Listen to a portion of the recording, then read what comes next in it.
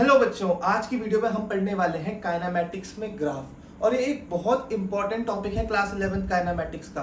देखो, last lecture में मैंने आपको बताया था ग्राफ्स बेसिकली होते क्या है। एटी ग्राफ पढ़ाया था, वीटी ग्राफ पढ़ाया था और एक्सटी ग्राफ बताया था।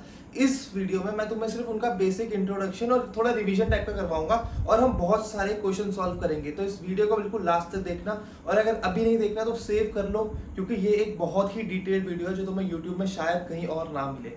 अब देखो, लास्ट लेक्चर में तुम्हें ग्राफ के बारे में बताया था कि ग्राफ्स होते क्या है। डाटा को ही रिप्रेजेंट करने का एक तरीका है, ठीक है। Basically visual representation of data है। अब हम ग्राफ्स का यूज क्यों करते हैं? क्योंकि हमारा जो ह्यूमन ब्रेन है वो ना पिक्चर्स को या विजुअल डाटा को ज्यादा अच्छे से प्रोसेस करता है रेदर देन एक शीट में आपको लिख के दे दिया कुछ किसी ने, ठीक है। जैसे देखो, यहाँ पे वीटी ग्राफ है। वीटी ग्राफ क्या होता है? Velocity time graph. ये क्या बताता है कि टाइम के साथ किसी पार्टिकल की वेलोसिटी कैसे चेंज हो रही है। तो यहाँ पे कोई एक रैंडम कर्व है, ठीक है। यहाँ पे बहुत सारे डाटा पहुंचे, तो आप किसी भी एक टाइम पे लोगे, आपको कुछ वेलोसिटी मिलेगी। जैसे इस टाइम पे गया तो यहाँ पे वेलोसिटी मिल गई, जैसे t1 बोल दो, जैसे t2 बोल दो। तो देखो, जैसे जैसे टाइम चेंज हो रहा है, इस पार्टिकल की वेलोसिटी भी चेंज हो रही है, ठीक है। अब देखो, हमने आपको सिर्फ यहाँ पे ग्राफ दिखाया, तो आपको ट्रेंड समझ में आ रहा है कि पहले बढ़ रही है, फिर कम हुई, फिर बढ़ी, फिर कम हुई, फिर और ऊपर गई, फिर उसने ब्रेक मार लिए। अब ये मैंने जो आपको विजुअल रिप्रेजेंटेशन दी, यानी ग्राफ बना के आपको दिया, इसके बजाय आपको मैं एक शीट में लिख के दे देता लंबा सा, हर सेकंड में, 1 सेकंड में इतना, 2 सेकंड में, 3 सेकंड में, 4 सेकंड में। तो अगर आपको कोई ये पूछता कि गाड़ी रुकी कब, तो आपको सारा टाइम देखना पड़ता। फिर जहां पे वेलोसिटी 0 आपको दिखती लिखी हुई, आप बोलते कि हाँ भाई, यहाँ पे हमारी गाड़ी रुकी है। जैसे मैं आपको एग्जांपल भी दे देता हूँ। यहाँ पे ये मेरा टाइम है, यहाँ पे स्पीड है, ठीक है। तो टाइम की वैल्यू 0 पे, वेलोसिटी 0। 1 सेकंड में कुछ 2 हो गई, 2 सेकंड में 5 हो गई, 3 सेकंड में 10 हो गई, 4 सेकंड में सपोज फिर से 8 हो गई, है ना। तो ऐसे करके आपको बहुत लंबी एक लिस्ट दे दी कि टाइम के साथ वेलोसिटी ऐसे चेंज कर रही है। अब अगर किसी ने पूछा गाड़ी मेरी रुकी कब, तो आपको तो पूरी टेबल देखनी पड़ेगी ना, तब आपको पता चलेगा। अब इस ग्राफ में क्या हो रहा है, सीधे देख के बता दो। यहाँ पे गाड़ी रुकी। किसी ने पूछा ब्रेक कब मारा, ब्रेक मारने में क्या होता है, हमारी स्पीड कम होती है, तो इस रीजन में ब्रेक मारा होगा, इस रीजन में ब्रेक मारा होगा, और यहाँ पे तो ब्रेक मार के पूरी गाड़ी क्या करती, रोकती। किसी ने पूछा एक्सेलरेट कब करा, आप जब वेलोसिटी बढ़ती है तब एक्सेलरेशन होता है, तो बोल देंगे हमने भाई इस रीजन में एक्सेलरेट करा, इस रीजन में एक्सेलरेट करा, और यहाँ पे भी हमने क्या करा, एक्सेलरेट करा, जहां जहां वेलोसिटी बढ़ रही है। तो ये फायदा है एक ग्राफ का यूज करने से, क्योंकि आपको देख के पता चल जाता है कब कहाँ पे क्या चीजें हो रही है, ठीक है। पूरी सिचुएशन आपको देख के समझ में आ जाती है। अब ना, ग्राफ में एक बहुत इंपॉर्टेंट चीज है जिसका हम यूज करते हैं अपने काइनेमैटिक्स ग्राफ को समझने में और एनालाइज करने में, वो होता है स्लोप। अब देखो, स्लोप के बारे में सबने पढ़ा होगा। क्या होता है slope? Like basic coordinate geometry में हम पढ़ते हैं क्लास 10 में, y2 - y1 / x2 - x1, ये स्लोप होता है, ठीक है। तो स्लोप को हम क्या बोलते हैं? बेसिकली स्लोप हमारा m से डिनोट होता है। इसे आप y2 - y1 / x2 - x1 भी बोल सकते हो। अब तुम बोलोगे यार, यहाँ पे y1 y2 लिखा हुआ है, यहाँ पे x2 x1 लिखा हुआ, ये कहाँ से आ गया? यहाँ तो आपने वेलोसिटी और टाइम ग्राफ दिया है, और यहाँ पे आप y और x के बारे में बात कर रहे हो।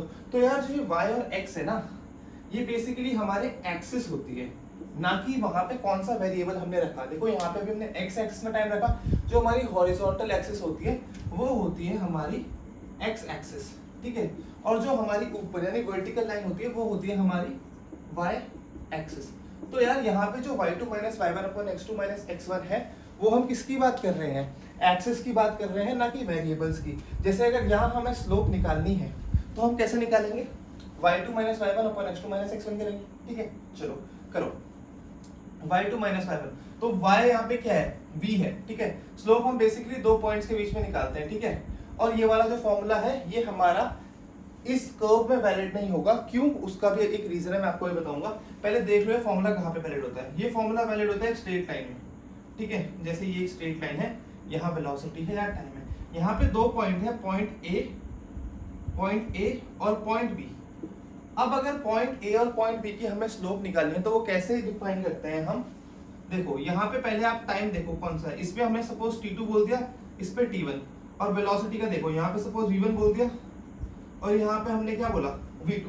अब स्लोप के फॉर्मूले से क्या हो रहा है? y2 - y1 / x2 - x1, यानी कि ऊपर क्या आएगा? जो वेरिएबल हमारा y एक्सिस में है, तो यहाँ y एक्सिस में क्या है? वेलोसिटी है, ठीक है। सो v2 - v1 / x एक्सिस में क्या है? यहाँ पे टाइम है, सो t2 - t1, ठीक है। यही हमारा tan थीटा के बराबर भी होता है। अब tan थीटा के बराबर कैसा होता है वो देख लो। यहाँ पे अगर हमने ये लाइन ज्वाइन करके एक ट्राइंगल बनाया, एक ट्राइंगल बनाया, ठीक है, तो उसमें जो ये वाला डिस्टेंस है वो किसके बराबर हो जाएगा, इसके बराबर, और ये कितना है v2 माइनस v1, तो ये डिस्टेंस क्या होगा v2 माइनस v1, ठीक है, और ये डिस्टेंस किसके बराबर होगा t2 minus t1, t2 minus t1, और ये एंगल सपोज कुछ थीटा है, ठीक है, तो अगर हम tan थीटा लगाएं तो tan थीटा क्या होता है परपेंडिकुलर अपॉन बेस, इस एंगल के साथ परपेंडिकुलर क्या है v2 माइनस v1, सो ऊपर क्या है v2 माइनस v1 और नीचे क्या है बेस, सो t2 माइनस t1 और यहाँ पे t2 माइनस t1। सो स्लोप को आप कई तरीके से डिफाइन कर सकते हो, tan theta y2 minus y1 upon x2 minus x1 perpendicular upon base कहीं भी, लेकिन ये जो फॉर्मूलेज हैं वो स्ट्रेट लाइन में वैलिड होते हैं, क्यों, क्योंकि आपको दो डिस्क्रीट पॉइंट चाहिए होते हैं। देखो यहाँ पे आप क्या कर रहे हो v2 v1 यानी दो पॉइंट्स दिए ना, पॉइंट ए और पॉइंट बी, दो पॉइंट लेके हमने स्लोप निकाली, बट यहाँ देखो यार ये एक्चुअल में क्या है एक कर्व है, इसे अगर मैं और अच्छे से अगर कर्व बनाऊं, ठीक है, तो ये कुछ ऐसे करके ऐसे गई है, ये कर्व है, तो देखो अगर मैं यहाँ पे दो पॉइंट्स लूंगा, सपोज ये मेरा पॉइंट ले लिया मैंने बी और ये पॉइंट मैंने ले लिया ए, इस पे अगर मैं दो पॉइंट फॉर्मूला, ये जो स्लोप का फॉर्मूला है इसे 2 पॉइंट फॉर्मूला बोलते हैं, तो अगर मैं यहाँ पे 2 पॉइंट फॉर्मूला लगाऊंगा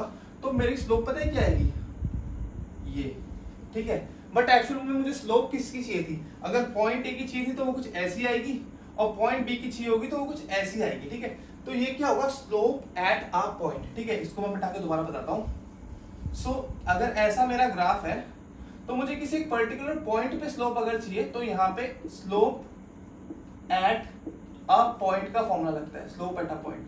अब स्लोप एट अ पॉइंट कैसे निकालोगे यार, स्लोप निकालने के लिए तो हमें दो पॉइंट्स की जरूरत है, अगर आपको एक पॉइंट पे स्लोप चाहिए तो आप क्या करते हो, इंटरवल बहुत छोटा ले लेते हो, आप क्या करोगे, मेरा यहाँ पे अगर t1 ये है तो मैं इसके जस्ट थोड़ा सा आगे यहाँ पे t2 ले लूंगा such that t2 minus t1 tends to 0, मतलब जो t2 और t1 है इन दोनों का जो डिफरेंस है, इन दो पॉइंट्स के बीच में जो डिफरेंस है वो 0 के लगभग है, 0 के अप्रॉक्स है, टेंड्स टू 0 मतलब 0 के अप्रॉक्स है। अब यार अगर t2 minus t1 tends to 0, इससे हम मैं क्या बोल सकता हूँ, इससे मैं ये बोल सकता हूँ ना t2 और t1 लगभग बराबर है, लगभग बराबर है ना, क्योंकि इन दोनों के बीच का डिफरेंस बहुत छोटा है, क्या है डिफरेंस बहुत छोटा, ये बात ध्यान रखना, डिफरेंस बहुत छोटा है।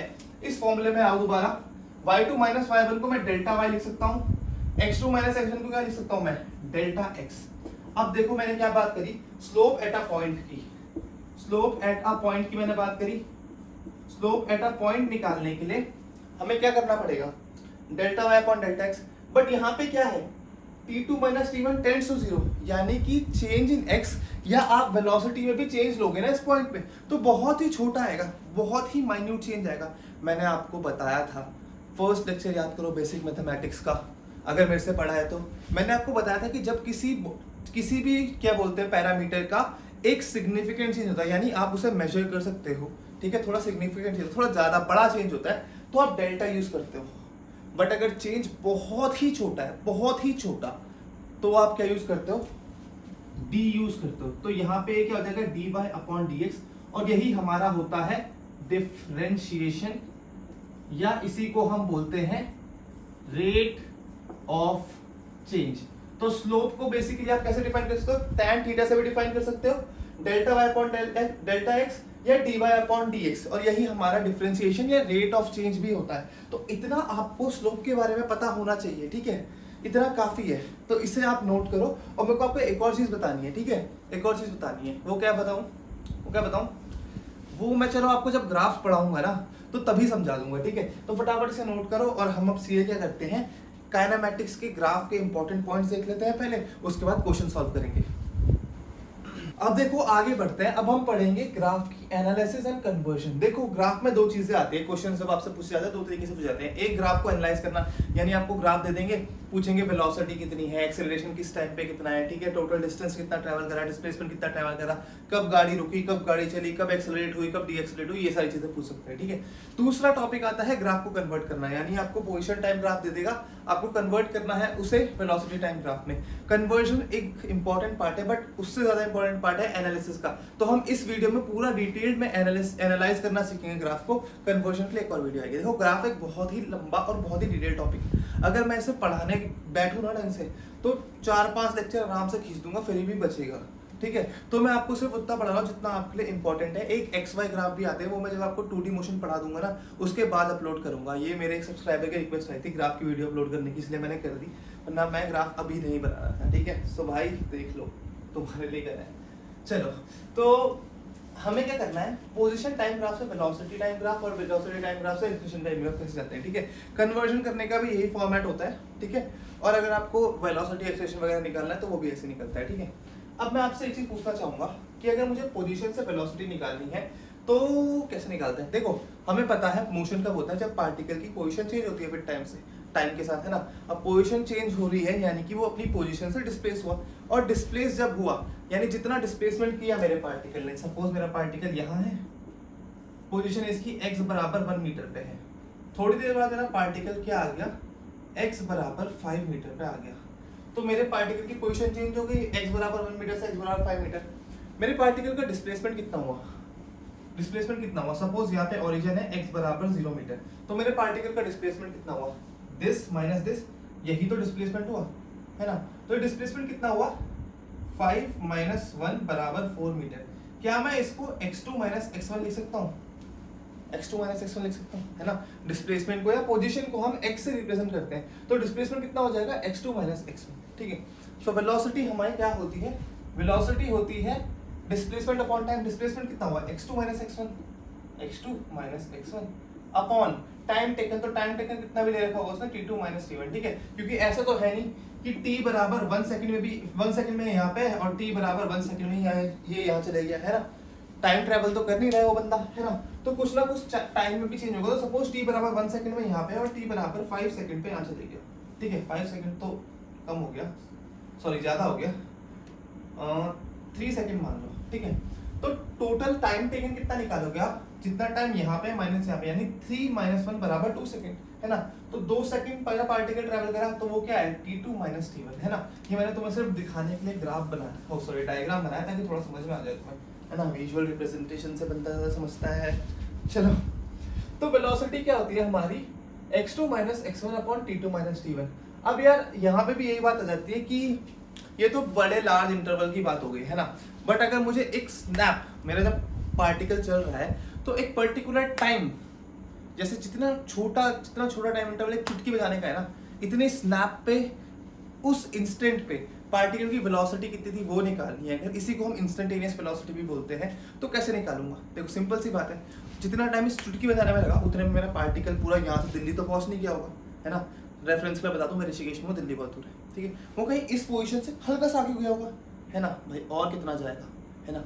तो उस स्नैप में या एक बहुत छोटे टाइम इंटरवल में जब मैं वेलोसिटी निकालूंगा तो कैसे निकालूंगा, देखो यहाँ पे जो हमारा चेंज इन एक्स है वो बहुत छोटा होगा क्योंकि टाइम इंटरवल बहुत कम है। तो क्या मैं इसको यहाँ पे dx लिख सकता हूँ, है ना। ये क्या है, x2 minus x1 change in x. जैसे मैं अगर लार्ज चेंज पे लिखूँ तो delta x by delta t लिख सकता हूँ। बट अगर मेरा टाइम इंटरवल बहुत ही छोटा है या मेरा चेंज इन पोजीशन बहुत कम है तो मैं क्या उसे dx लिख सकता हूँ, ऑब्वियसली बात है लिख सकता हूँ। ठीक है, और t2 माइनस t1 को मैं dt लिख सकता हूँ, ऑब्वियसली बात है लिख सकता हूँ।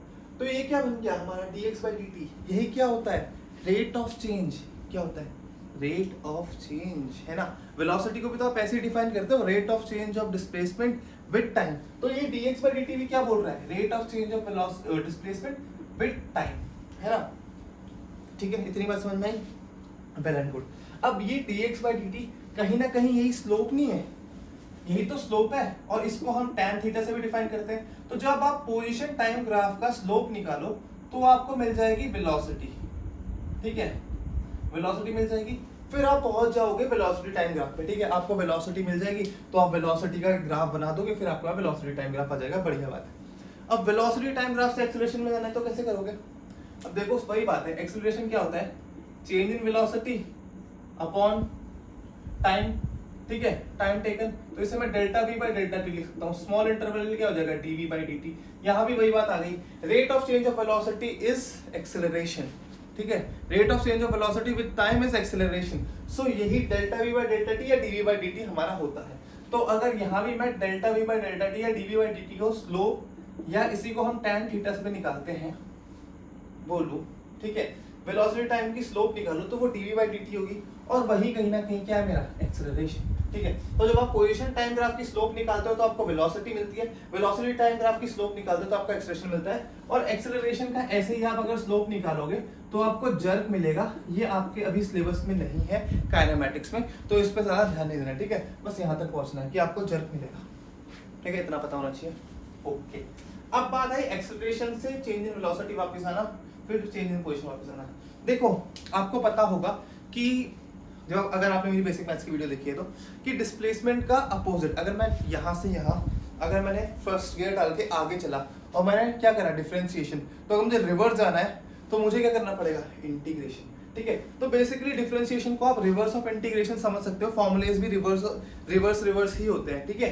सो अगर आपको एक्सेलरेशन टाइम ग्राफ से चेंज इन वेलोसिटी में वापस आना है तो आपको इंटीग्रेशन करना पड़ेगा, इंटीग्रेशन, या फिर क्या करना पड़ेगा आपको इंटीग्रेशन करना पड़ेगा, या फिर आपको क्या निकालना पड़ेगा एरिया अंडर कर्व। इंटीग्रेशन का ग्राफिकल मीनिंग होता है एरिया अंडर कर्व। अगर आपको ये सिर्फ मैंने बोल दिया कि यार ये तो तुमने सिर्फ बोल दिया, ऐसे ही बोल दिया, क्या पता तुमने गलत बोला हो, तो मैं तुम्हें फॉर्मूले से ही बता देता हूँ। देखो एक्सेलरेशन क्या होता है हमारा dv बाई dt। अगर आप इस dt की मल्टीप्लाई यहाँ करो तो dv की वैल्यू क्या आ जाएगी a dt।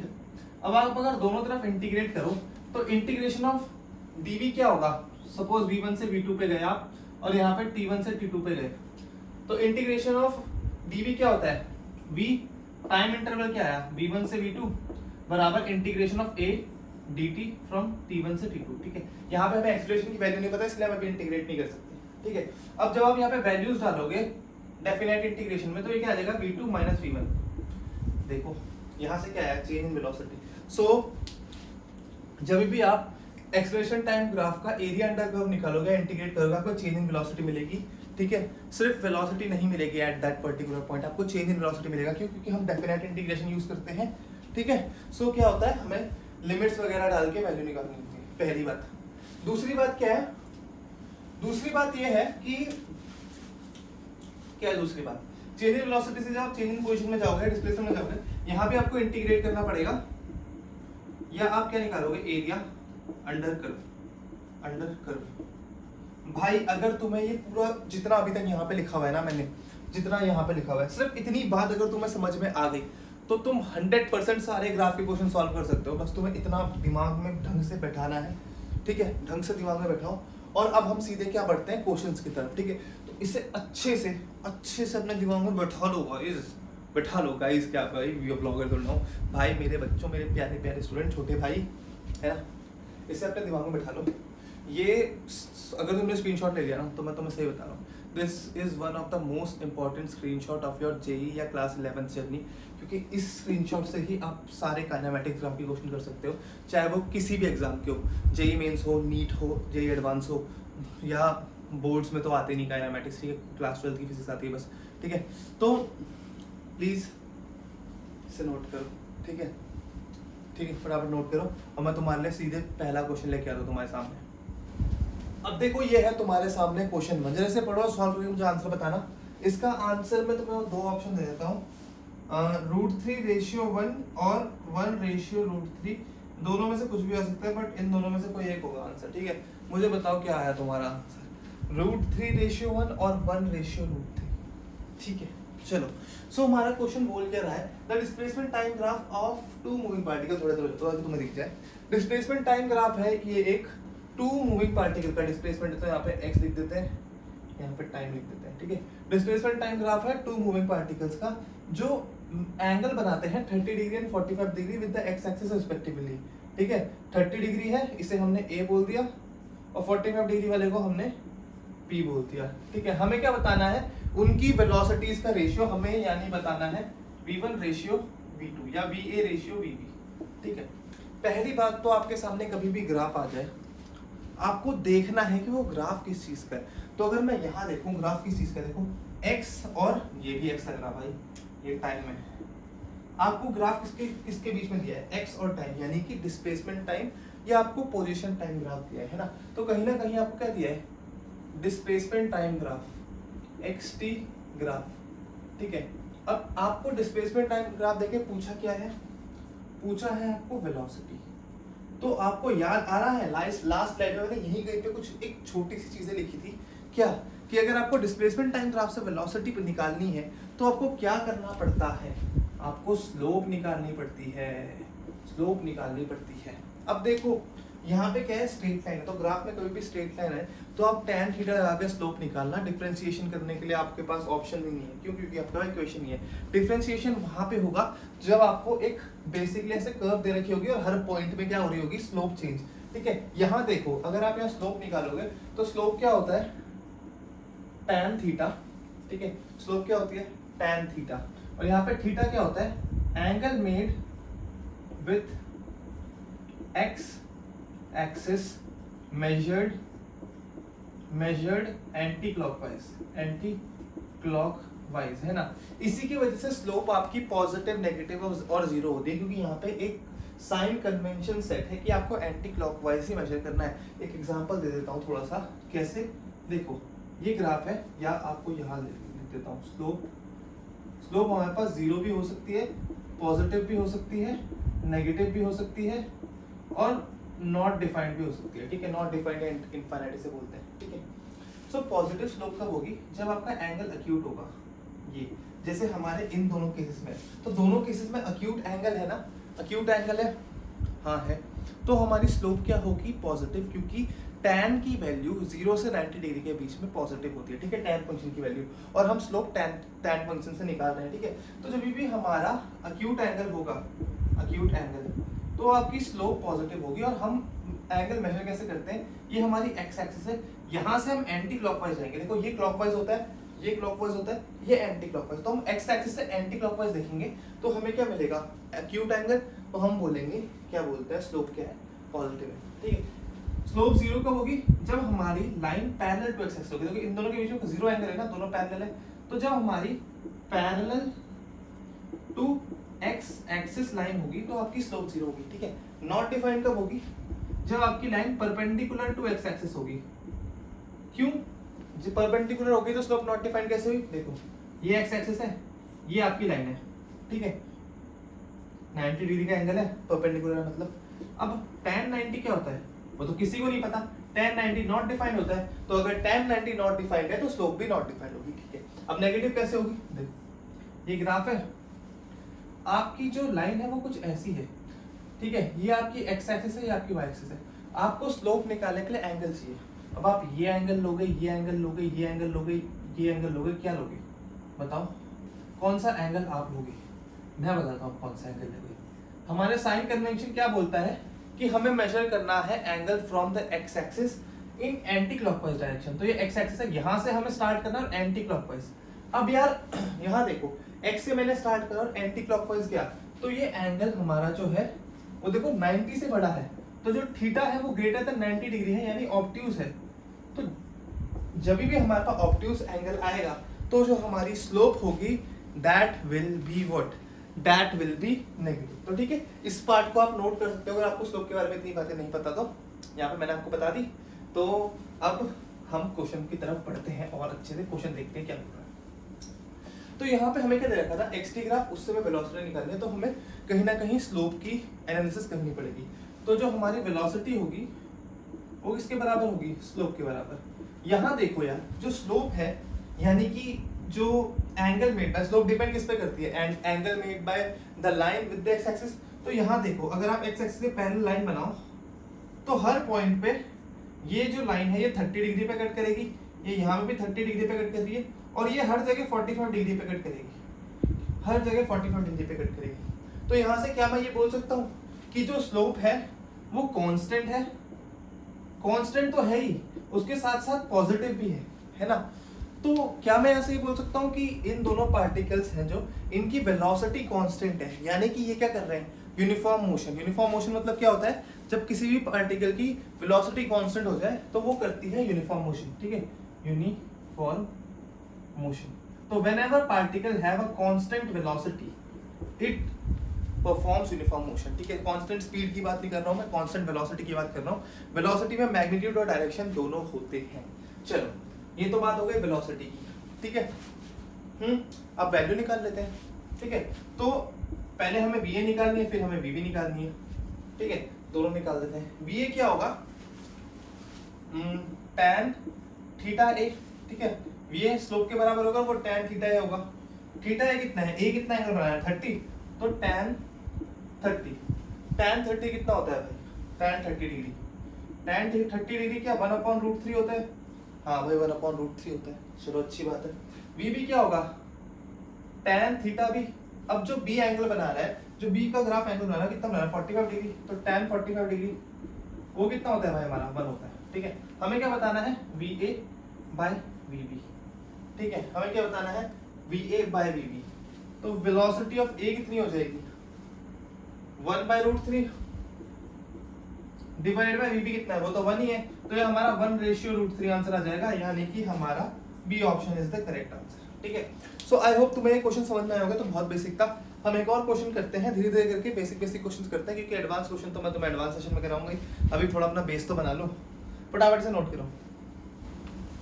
अब देखो ये एक क्वेश्चन और है तुम्हारे सामने, ये भी इजी क्वेश्चन है। इसमें क्या बोल रहा है, which of the following graph represent uniform motion, यानी कि आपके सामने ये 4 ग्राफ है, उसमें से आपको बताना है कि यूनिफॉर्म मोशन कौन सा ग्राफ रिप्रेजेंट कर रहा है। पहले तो देखो ये ग्राफ है किस चीज का, ठीक है। जब भी आपके पास क्वेश्चन आए ना, आपके पास क्वेश्चन पूछे कोई भी एग्जाम में, तो आपको सबसे पहले क्या देखना है कि ग्राफ है किस चीज का। तो यहाँ क्या है xt ग्राफ, ठीक है, xt ग्राफ है, यानी डिस्प्लेसमेंट टाइम ग्राफ, या फिर आप पोजीशन टाइम ग्राफ बोल सकते हो, वो है, ठीक है। चलो पोजीशन टाइम ग्राफ हमें मिल गया, हाँ मिल गया।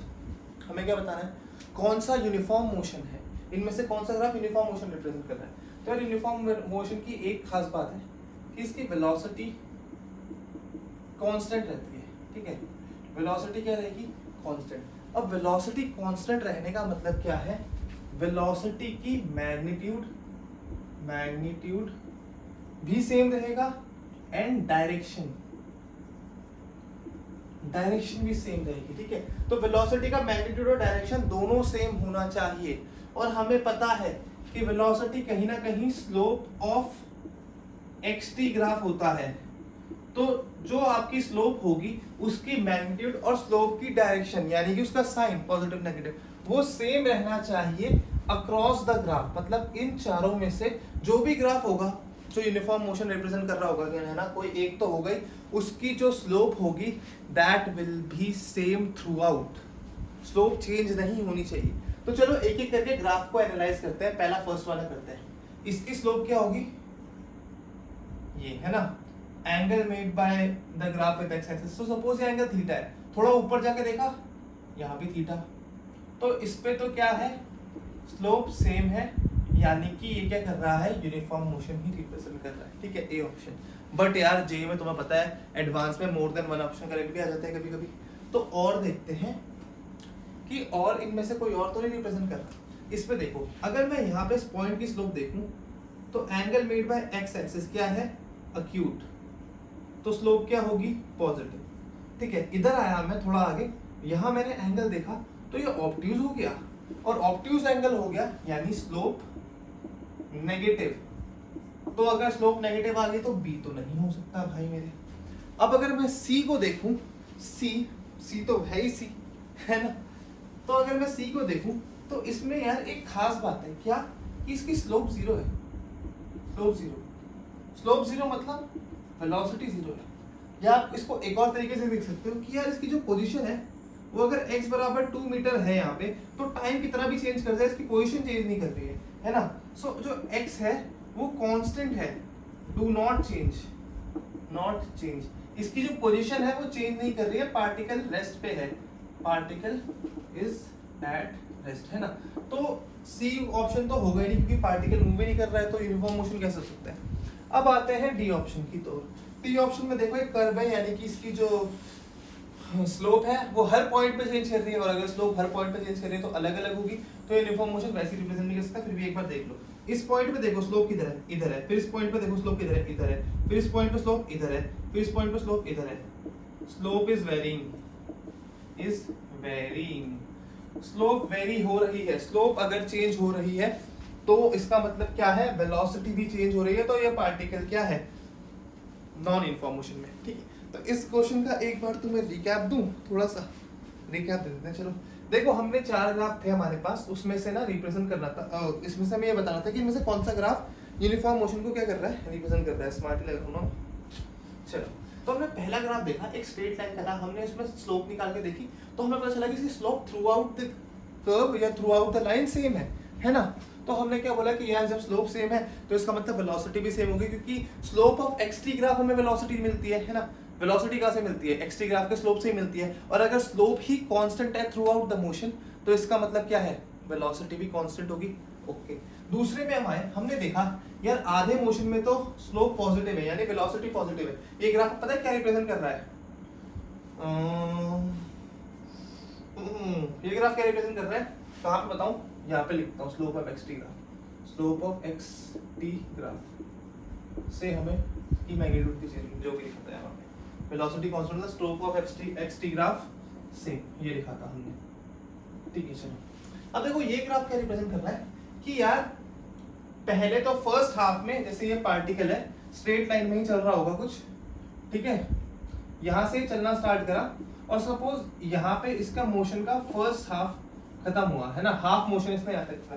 तो ये क्या बोल रहा है कि फर्स्ट हाफ में जो वेलोसिटी है वो वेलोसिटी है वो क्या है? पॉजिटिव, क्योंकि स्लोप पॉजिटिव है, एंगल एक्यूट है। तो ये क्या बोल रहा है कि फर्स्ट हाफ में तो हम आगे गए, ठीक है, वेलोसिटी पॉजिटिव है।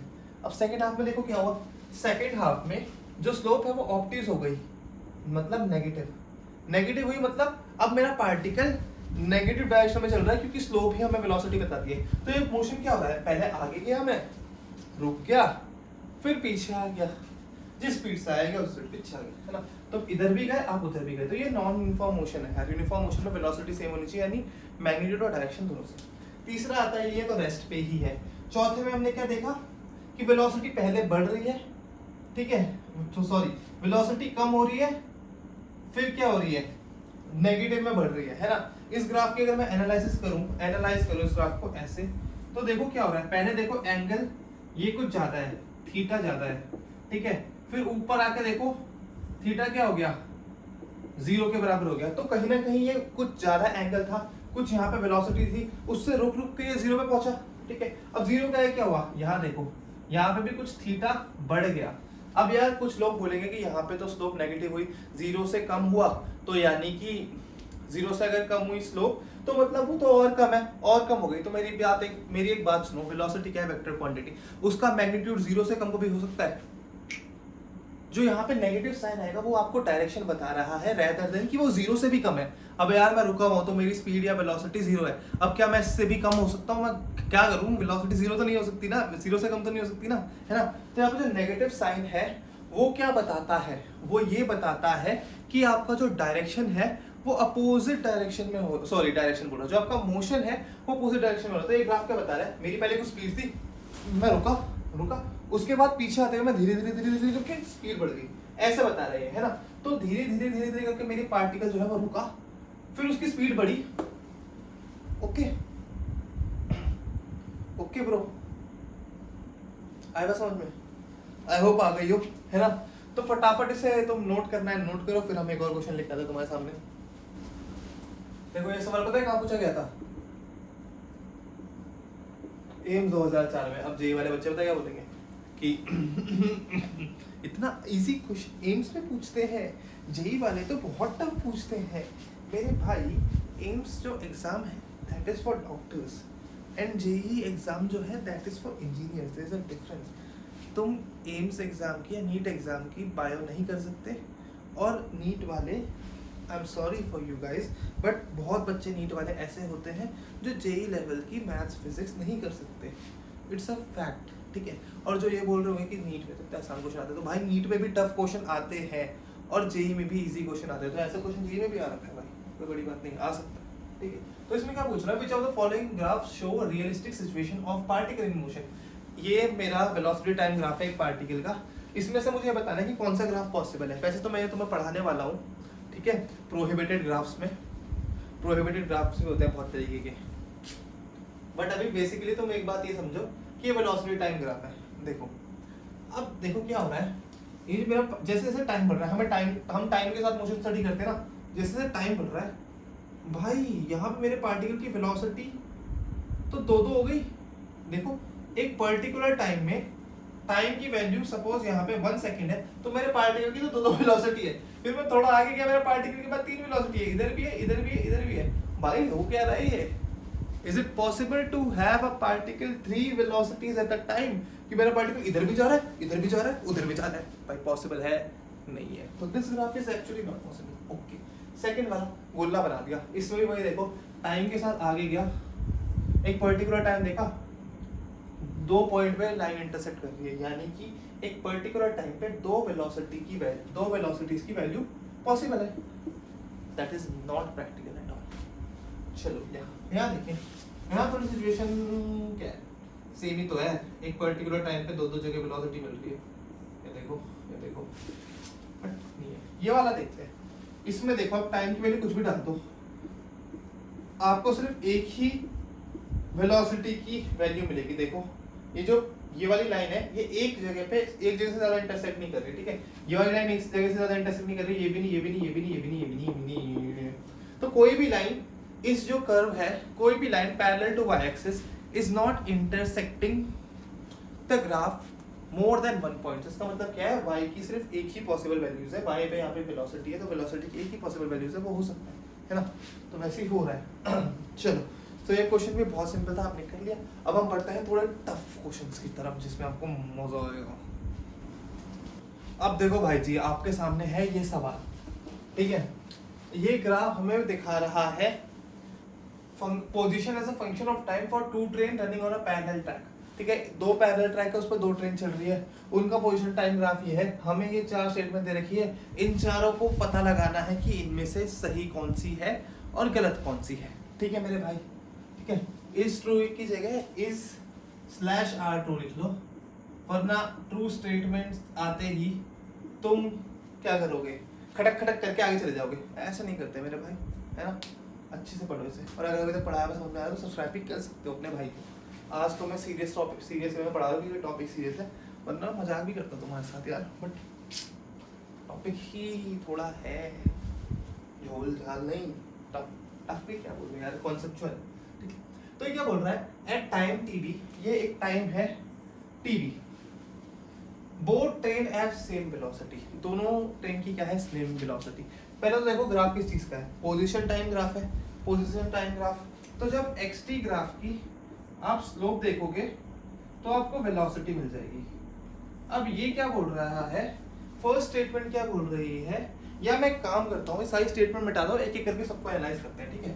एक एक करके सारी स्टेटमेंट देखेंगे। तो फर्स्ट स्टेटमेंट क्या बोल रही है कि both train have same velocity, तो आपको xt ग्राफ की स्लोप से वेलोसिटी मिलेगी, ठीक है?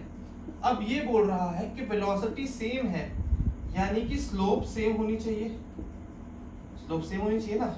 ये बोल रहा है वेलोसिटी सेम है, अब वेलोसिटी सेम है इसका मतलब क्या है, स्लोप शुड बी सेम। तो आ जाओ इस पे स्लोप निकाल के देखते हैं। यहाँ पे देखा स्लोप मेरी ऐसी है, और इसकी स्लोप तो हमें दिख ही रही है, यहाँ पे कुछ एंगल थीटा है उसके साथ है। तो क्या ये स्लोप, ये लाइन, ये स्लोप, ठीक है, और ये स्लोप बराबर है? ऑब्वियसली नॉट यार, ये तो मुझे पैरेलल टू एक्स एक्सिस दिख रही है ना? ये तो स्लोप 0 है, यहाँ पे कुछ एंगल है, तो स्लोप सेम नहीं है। इसका मतलब क्या है, ए वाली स्टेटमेंट हमारी रॉन्ग है। क्यों? क्योंकि हमारी स्लोप सही नहीं है ना, ओ सॉरी सही नहीं है, क्या स्लोप सेम नहीं है। अगर स्लोप सेम होती तो वेलोसिटी सेम होती है ना। अब स्लोप ही अलग है तो वेलोसिटी क्या है, डिफरेंट है। और ये स्टेटमेंट क्या बोल रही है, उनकी सेम वेलोसिटी है, तो गलत बात बोल रहा है। अब गलत बात को हम मानते हैं, नहीं मानते हम, तो इसे हमने काट दिया, ठीक है? चलो इसे नोट करो, मैं सेकंड स्टेटमेंट लिखता हूँ, तब तक मैं वो पॉज कर रहा हूँ रिकॉर्डिंग, ताकि तुम्हारा ज़्यादा टाइम वेस्ट ना हो। अब देखो भाई, ये बी क्या बोल रहा है, वो train have same velocity some time after TB. वही बात यार, xt ग्राफ की स्लोप हमें देती है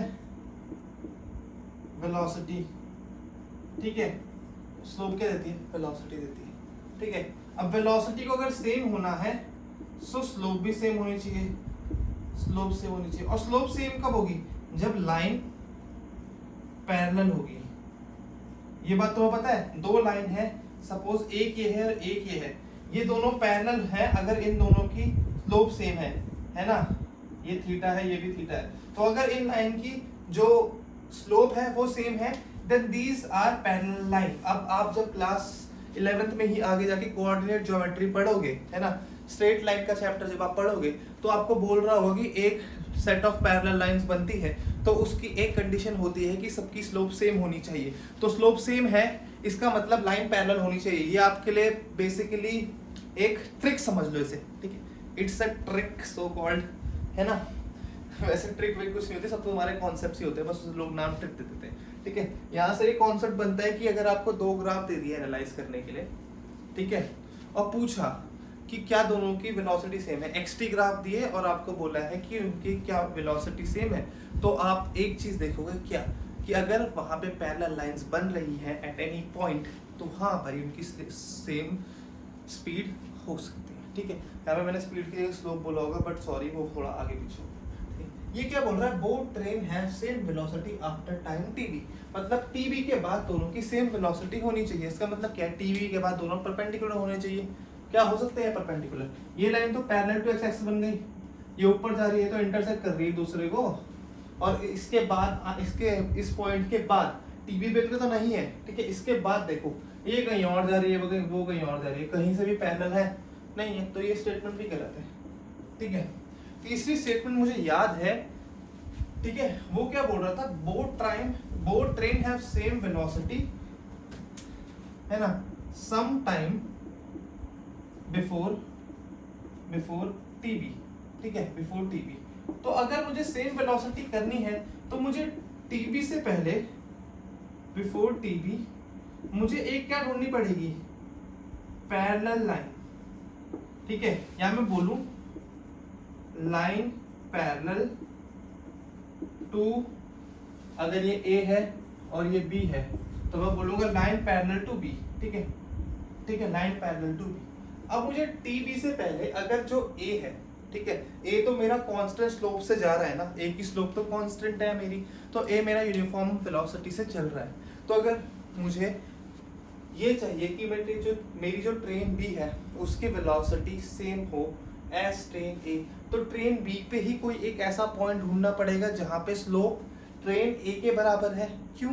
क्योंकि ट्रेन ए की स्लोप तो चेंज नहीं हो रही है, बी की स्लोप चेंज हो रही है ना। अब बी की स्लोप देखो क्या हो रहा है, पहले ज्यादा थी फिर जीरो हो गई, बीच में कम हुई होगी, तो कम होते होते एक पॉइंट आया होगा ऐसा जहां पे जो स्लोप हुई होगी that will be parallel to the slope of A, है ना। तो इसका मतलब क्या है, बी की velocity at this point P is same as velocity of train A, क्योंकि यहाँ पे जो हमारी स्लोप बन रही है, slope at a point that is equal to the slope of the line, है ना, जो ए की हमारी ग्राफ में लाइन बन रही है उसके पैरेलल है। अब अगर पैरेलल लाइन मिल गई तो मतलब स्लोप सेम, और स्लोप सेम मतलब वेलोसिटी सेम। तो ये जो मेरी सी वाली इक्वेशन है या स्टेटमेंट है दैट इज करेक्ट, ठीक है, दैट इज करेक्ट, ठीक है। चलो अब चौथी स्टेटमेंट क्या है वो मैं तुम्हें वर्बल तरीके से बता देता हूँ। चौथी स्टेटमेंट क्या बोल रही थी हमारे वहाँ, कि पूरे ग्राफ में कोई एक ऐसा पॉइंट आएगा जहां पे दोनों का एक्सेलरेशन सेम होगा।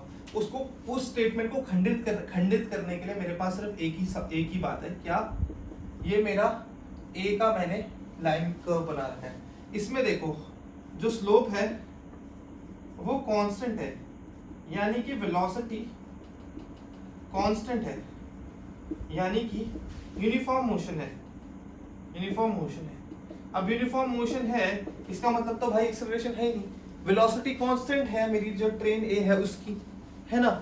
अब जब उसकी वेलोसिटी कांस्टेंट है यानी कि उसमें कोई भी एक्सेलरेशन नहीं है।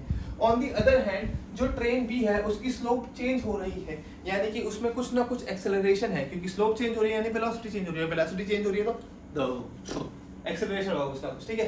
तो आई होप तुम्हें ये क्वेश्चन भी समझ में आया होगा। अब हम बढ़ते हैं आगे दूसरे तरीके के क्वेश्चन में, ठीक है। अभी आप xt से vt पे जा रहे थे, अब आप vt से xt पे आओगे, है ना, फिर at पे भी जाओगे, ठीक है बेटा। चलो फटाफट नोट करो इसे। अब यार ये 5वां क्वेश्चन है हमारा, और इसके बाद एक और हम क्वेश्चन करेंगे, that will be our last question, ठीक है। सो क्या बात है यहाँ पे कि इस क्वेश्चन में तो थोड़ा दिमाग लगाना पड़ेगा। तो अगर तुम मेरी प्रीवियस वीडियो देखी है तो तुम्हारे लिए क्वेश्चन मक्खन बटरी स्मूथ बटरी सॉफ्ट होगा, बट अगर नहीं देखी तो मैं तुम्हें कॉन्सेप्ट बताऊंगा यार, है ना। वैसे मैंने कॉन्सेप्ट बता रखा है बट स्टिल दिमाग नहीं चलता ना उतना, अभी क्लास 11th में नए नए बच्चे आए हो, है ना, तो वो कॉन्सेप्ट डेवलप होने में टाइम लगता है, तो वो मैं अभी डेवलप कर पाऊंगा तुम्हारा, ठीक है। ये क्या है, रॉकेट ऊपर फायर हुआ है, इसका इंजन फ्यूल जो है खत्म हो गया 12 सेकंड में। क्यों? क्योंकि था वो E20 जोक भाई, बट मैं इससे बहुत हर्ट हुआ E20 से। मेरी जो बाइक है ना GRR 450, वो पावर नहीं ले रही आजकल। मतलब पास्ट 8000 RPM वो झटके देना शुरू कर दे रही। पता नहीं क्या, मैंने शोरूम में देखा, उन्होंने बोला फ्यूल की वजह से हो रहा है। आई डोंट नो, शोरूम में दिखाया क्या, बात करी थी मैंने, बट मुझे पता है फ्यूल की वजह से हो रहा है। जब मैं देहरादून जाता हूँ और अच्छी क्वालिटी का फ्यूल डलाता हूँ, टॉप अप करता हूँ पूरा, तब वो स्मूथ चलती है। बट ऋषिकेश में फ्यूल क्वालिटी इतनी अच्छी नहीं है, इसकी वजह से वो कर रही है। तो चलो हम क्वेश्चन में आते हैं। E20 फ्यूल से रॉकेट का भी फ्यूल फटाफट खत्म हो गया 12 सेकंड में, सिर्फ माइलेज से भी नहीं मिली। हमें बताना है total height reached. Total height reach, पहले तो हमें इस रॉकेट का मोशन समझना पड़ेगा, ठीक है। रॉकेट का मोशन मैं तुम्हें समझाऊंगा, बट उससे पहले मुझे तुम एक बात बताओ कि ये पॉइंट ए है, ये पॉइंट बी है, ये पॉइंट सी है।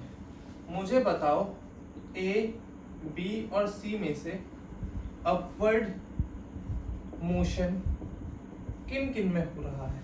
अपवर्ड मोशन मतलब मेरा जो रॉकेट है वो ऊपर कब जा रहा है, ए से बी में, ए से बी में या बी में सी, ए से बी में, फिर बी से सी में, दोनों में मेरा रॉकेट ऊपर जा रहा है, या सिर्फ ए टू बी ऊपर जा रहा है और बी टू सी क्या हो रहा है, ऊपर जाकर रुक गया, फिर नीचे ग्रेविटी से वापस आ रहा है ना। बताओ 12 सेकंड में तेल खत्म हो गया था ना उसका। बताओ मुझे, बताओ बताओ बताओ। देखो जो मेरा रॉकेट है वो ऊपर मूव करेगा ए टू बी में। बहुत लोग ऐसा बोलेंगे, बहुत लोग क्या बोलेंगे, ऐसा बोलेंगे, बट मैं बोलूंगा बी टू सी में भी वो अपवर्ड मोशन ही कर रहा है, अपवर्ड मोशन ही कर रहा है।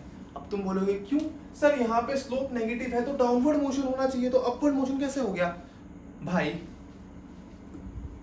पहले ही बोला था कि ग्राफ आते ही सीधे आंसर मत करने लग जाना पागलों की तरह कि ओए मेरे को आता है ग्राफ, मैं तो सॉल्व करूंगा। अबे भाई देख तो लो ग्राफ किस चीज का है, वेलोसिटी टाइम ग्राफ है, वेलोसिटी टाइम ग्राफ, वेलोसिटी का ग्राफ है, एक्स का ग्राफ नहीं है। पहली बात वेलोसिटी का ग्राफ है। ग्राफ क्या बोल रहा है, ए से बी तक वेलोसिटी इंक्रीज हुई, बढ़ी, फिर बी से सी तक वेलोसिटी डिक्रीज हो गई।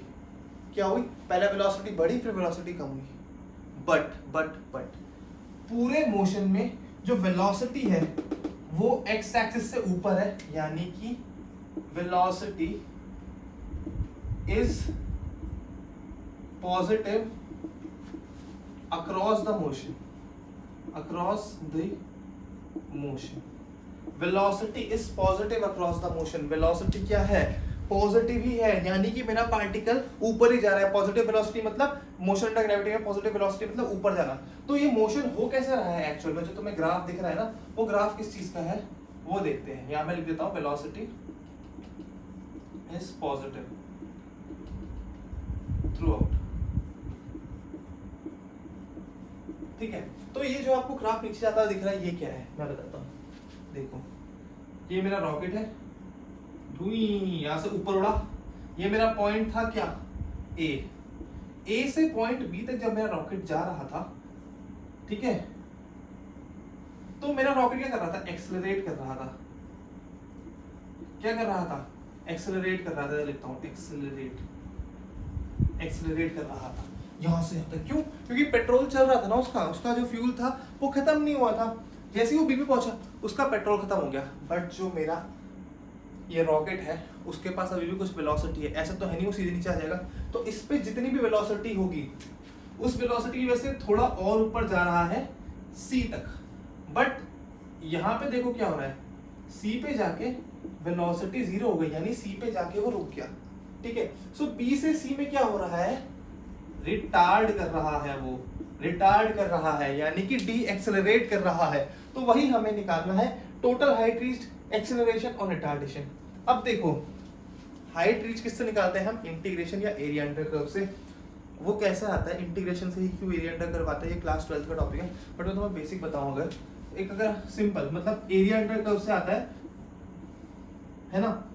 वीटी ग्राफ का एरिया अंडर कर्व क्या होता है, हमारे पास क्या होता है, क्या होता है,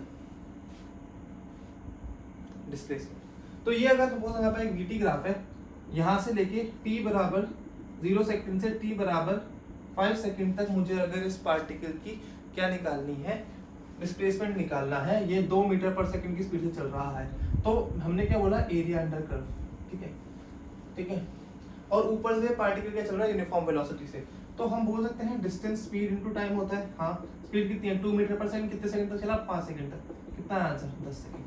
यहाँ से भी एरिया अंडर कर्व निकालूंगा तो ये लाइन कितनी है, ये 5 माइनस 0 5, और ये वाली लाइन कितना हो गया, 2।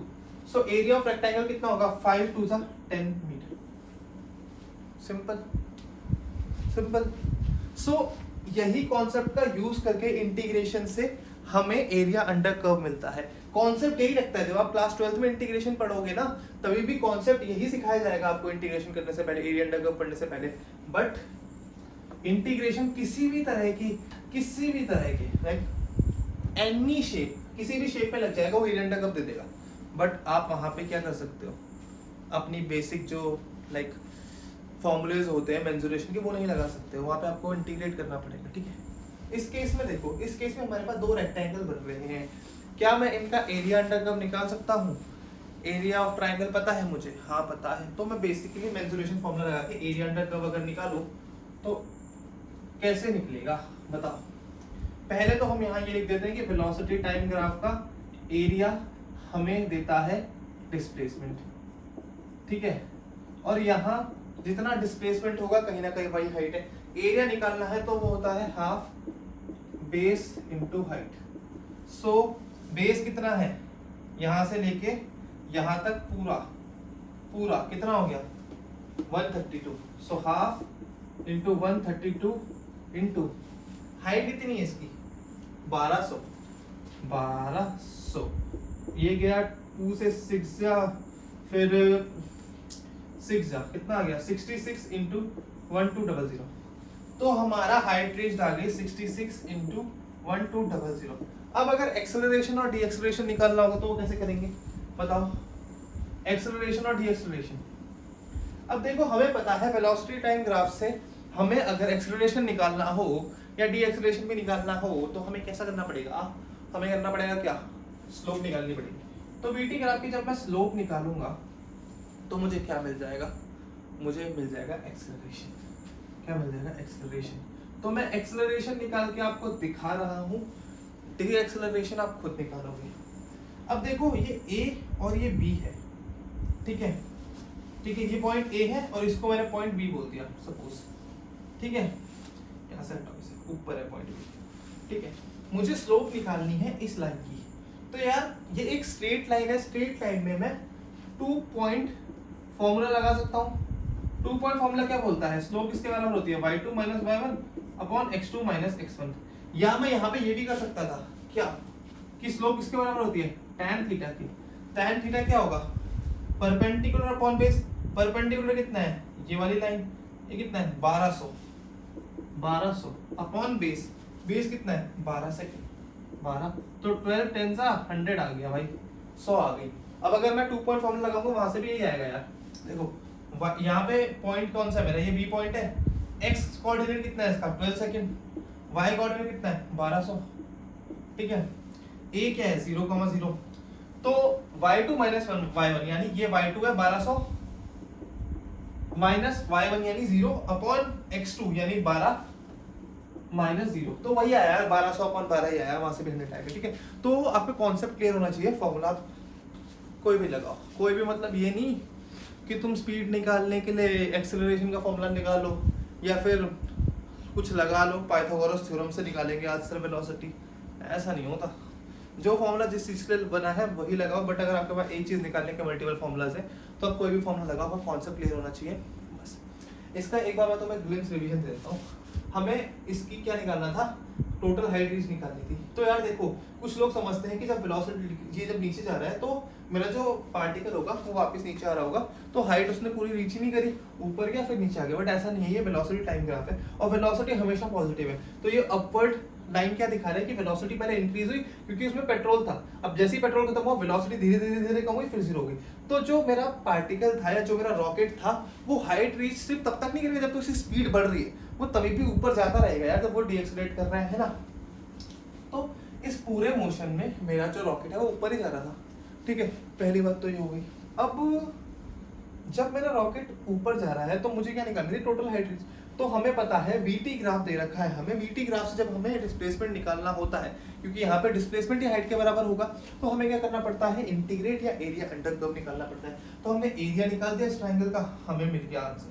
एक्सेलरेशन निकालना था, हमें पता है वीटी ग्राफ गिवन है, वीटी ग्राफ से एक्सेलरेशन निकालने के लिए हमें स्लोप निकालनी पड़ती है, तो हमने स्लोप निकाली, हमारा आंसर आ गया, सिंपल। अब रिटार्डेशन मुझे तुम निकाल के बताओगे, वरना बहुत मारूंगा, पहले बताना।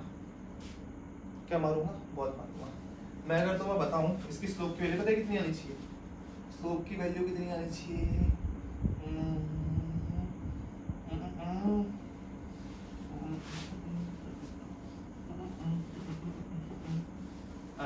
नेगेटिव ऑफ 1200 अपॉन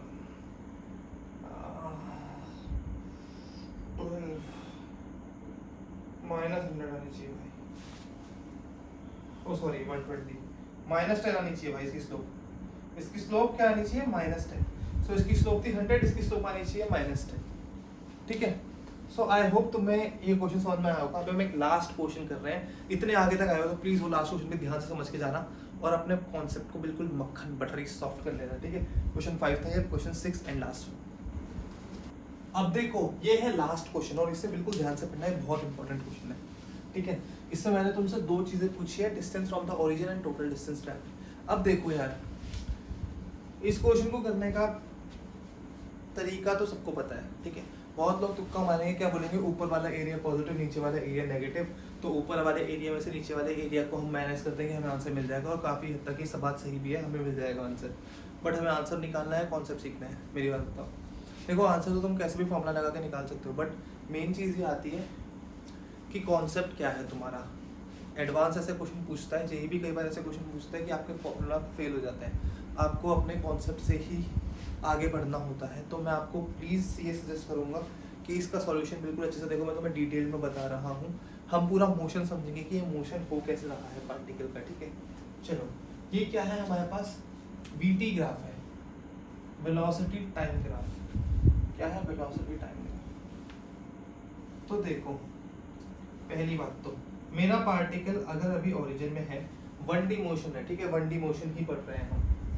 ठीक है, तो ये टाइम बराबर 0 सेकेंड से टाइम बराबर 1 सेकेंड तक देखो वेलोसिटी बढ़ रही है। तो ये क्या हो रहा है, यहां से एक्सेलरेट कर रहा है, t बराबर 1 सेकेंड तक एक्सेलरेट कर रहा है। ठीक है, 3 बराबर 1 सेकेंड तक एक्सेलरेट, यानी मेरा पार्टिकल था शू, इसने स्कूटी पे बैठा ही घूम कर दिया उसने, तो स्कूटी की क्या हुई, भागी बहुत तेज, फुल स्पीड भगा दी उसने। ठीक है, अब जब फुल स्पीड भागा उसके बाद स्पीड तो बढ़ेगी नहीं, ऑब्वियस सी बात है। अब ये कांस्टेंट स्पीड से आगे बढ़ रहा है। किससे आगे बढ़ रहा है? कांस्टेंट स्पीड से। किससे? कांस्टेंट स्पीड से। ठीक है, कांस्टेंट वेलोसिटी से। ठीक है, तो अब यहाँ पे क्या चल रहा है, वेलोसिटी बराबर कितनी है, 4 मीटर पर सेकेंड। 4 मीटर पर सेकेंड की वेलोसिटी से वो आगे बढ़ रहा है।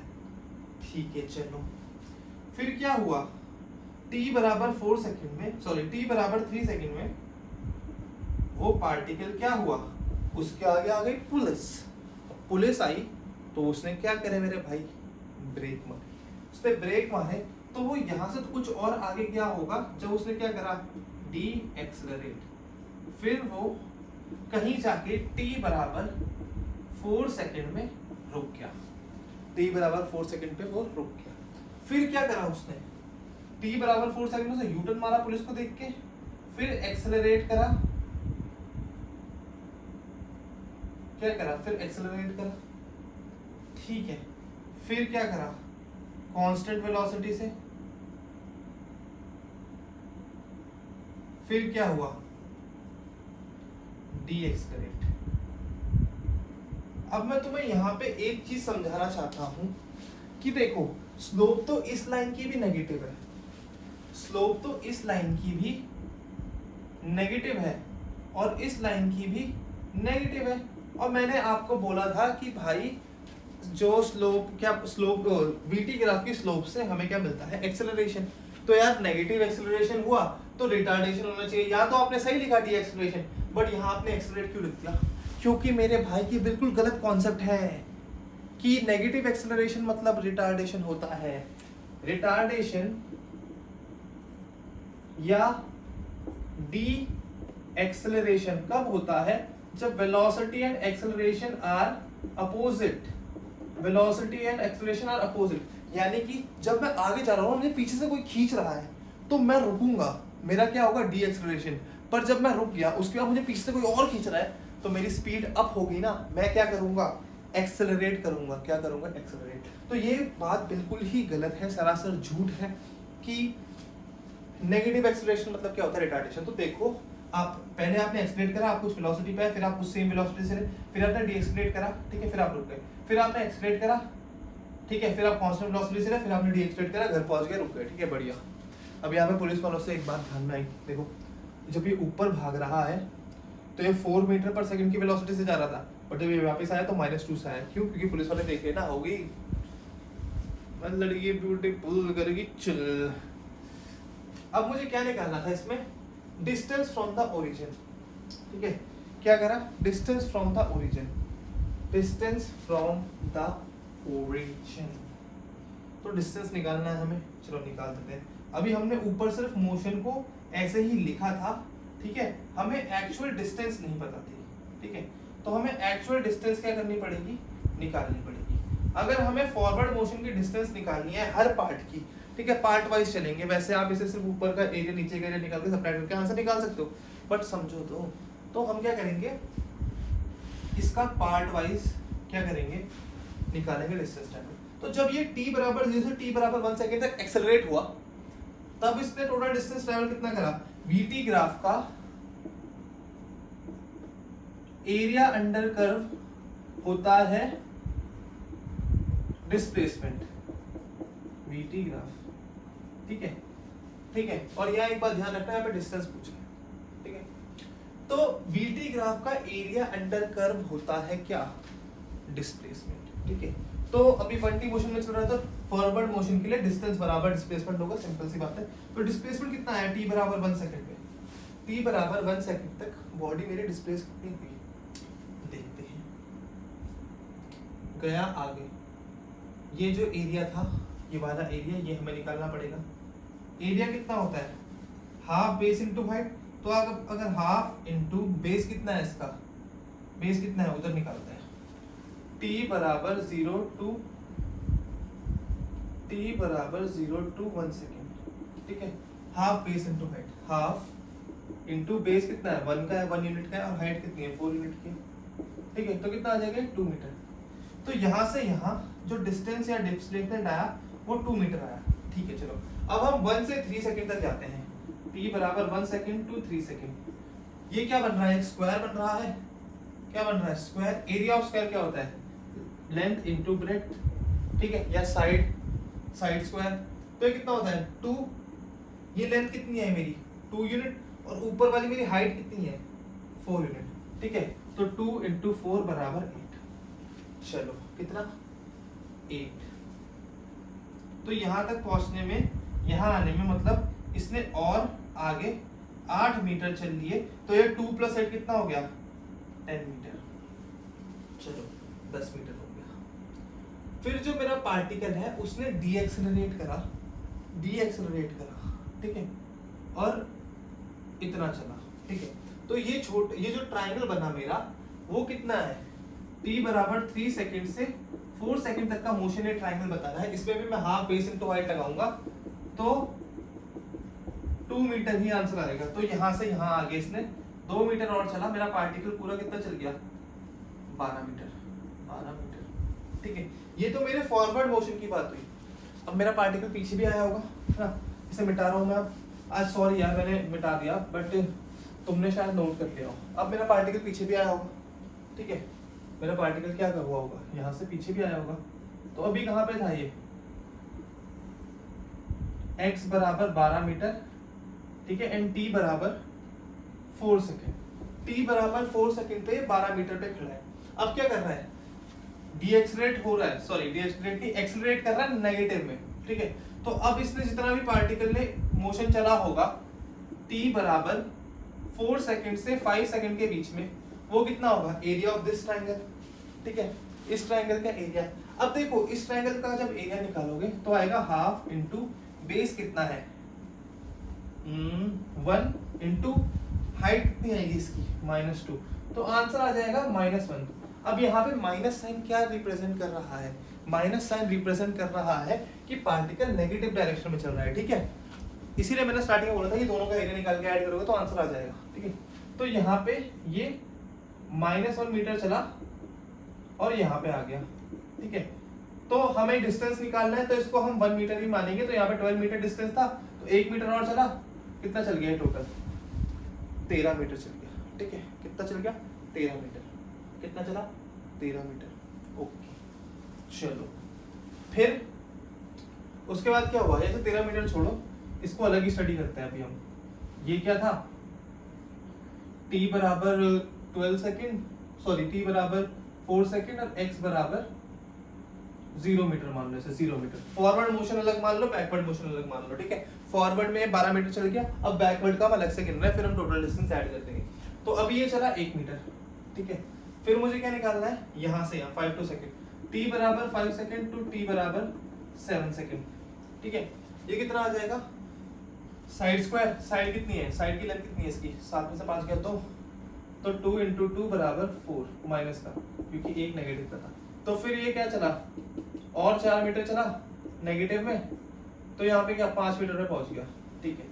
चलो फिर ये वाले ट्रायंगल की, ये भी हमारा टाइम बराबर 7 to 8 सेकंड जाएगा, हाफ बेस इंटू हाइट कितना आ जाएगा -1, तो ये 1 मीटर और चल गया, टोटल ये चल गया 6 मीटर, ठीक है।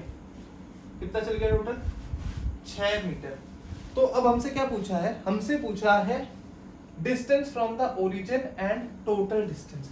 तो ओरिजिन से कितना डिस्टेंस होगा यार, देखो मेरा पार्टिकल ओरिजिन पे खड़ा था, पहले ये आगे 12 मीटर चला, फिर पीछे चल गया ये कितना 4 1 5 सॉरी 1 और 4 5 और 1 6 मीटर।